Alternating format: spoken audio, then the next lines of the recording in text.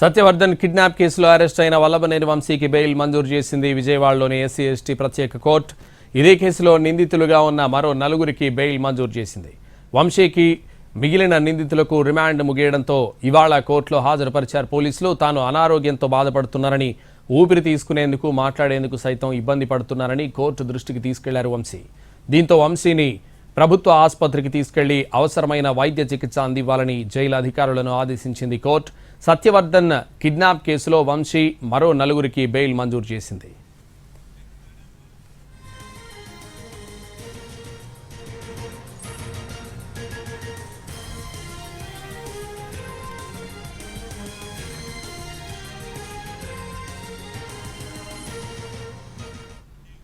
Satyavardhan kidnap కేసులో arrest అయిన వల్లభనేని వంశీకి బెయిల్ మంజూరు చేసింది విజయవాడలోని ఎస్సీ ఎస్టీ ప్రత్యేక కోర్టు. ఇక ఇదే విషయానికి సంబంధించి మరింత సమాచారం మా ప్రతినిధి శ్రీకాంత్ లైవ్లో అందిస్తారు. శ్రీకాంత్,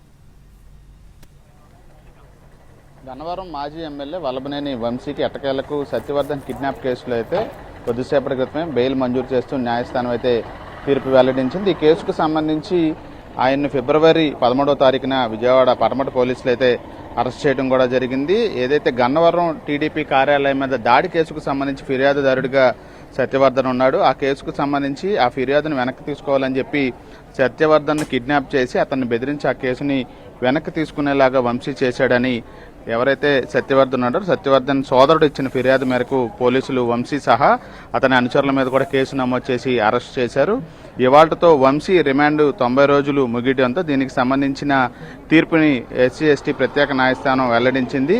ఇప్పటికే ఈ కేసుకు సంబంధించి 2 సార్లు బెయిల్ పిటిషన్ని వంశీ దాఖలు చేశారు. ఆ 2 సార్లు కూడా బెయిల్ డిస్మిస్ చేస్తూ న్యాయస్థానం ఆదేశాలు ఇచ్చింది. దీంతో 3వసారి తాజాగా ఆయన బెయిల్ పిటిషన్ దాఖలు చేయడంతో 3వసారి అంటే దానికి సంబంధించిన తీర్పుని ఇవాళ వెల్లడిస్తూ బెయిల్ అయితే మంజూరు చేసింది. వంశీతో పాటుగా మరొక నలుగురికి కూడా ఈ కేసులో బెయిల్ని అయితే ఎస్సీ ఎస్టీ ప్రత్యేక న్యాయస్థానం మంజూరు చేసింది. ఇక మొత్తం వంశీ మీద ఇప్పటి వరకు 6 కేసులు నమోదయ్యాయి. 6 కేసులకి సంబంధించి 5 కేసుల్లో అంటే ఈ కేసుతో కూడా కలిపి 5 కేసుల్లో కూడా ఆయనకి బెయిల్ కానీ, ముందస్తు బెయిల్ కానీ, 41A నోటీసులు కానీ, స్టేషన్ బెయిల్ కానీ ఇవ్వడం జరిగింది. దీంతో మరొక కేసులో మాత్రమే ఆయన ప్రస్తుతం రిమాండ్లో అయితే కొనసాగుతున్నారు. గన్నవరం టీడీపీ కార్యాలయం మీద దాడికి పాల్పడిన కేసు ఏదైతే ఉందో ఆ కేసుకు సంబంధించి మాత్రమే ఇంకా వంశీకి బెయిల్ అయితే మంజూరు చేయాల్సి ఉంది. దానికి సంబంధించిన కేసులోనే వంశీ రిమాండ్ అయితే ప్రస్తుతం కొనసాగుతుంది. ఈ కేసులో బెయిల్ వచ్చినప్పటికీ కూడా గన్నవరం టీడీపీ కార్యాలయం మీద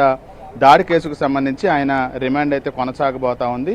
మొత్తం ఈ కేసులన్నింటికి సంబంధించి 90 రోజులు అంటే ఈ కేసుకు సంబంధించి అయితే 90 రోజులు గడిచిన నేపథ్యంలో బెయిల్ ఇచ్చినట్టుగైతే మనకి అర్థమవుతుంది. గన్నవరం టీడీపీ కార్యాలయం మీద దాడి కేసులో కూడా బెయిల్ వస్తే ఆయన బయటకు వచ్చే అవకాశాలు కూడా ఉన్నట్టు మనకైతే తెలుస్తుంది. కొద్దిసేపటి క్రితమే వంశీని విజయవాడ ప్రభుత్వ ఆసుపత్రికి తీసుకొచ్చారు. మధ్యాహ్నం రిమాండ్ ముగిసిన సమయంలో తాను శ్వాసకోశ ఇబ్బందులతో బాధపడుతున్నారని న్యాయమూర్తికి చెప్పిన నేపథ్యంలో వైద్య పరీక్షలు నిర్వహించాలని న్యాయస్థానం ఆదేశాలు ఇవ్వడంతో వంశీని ఈ ప్రస్తుతం ఆసుపత్రికి తీసుకొచ్చి వైద్య పరీక్షలు అయితే నిర్వహిస్తున్నారు. Santosh, right, thank you Srikanth.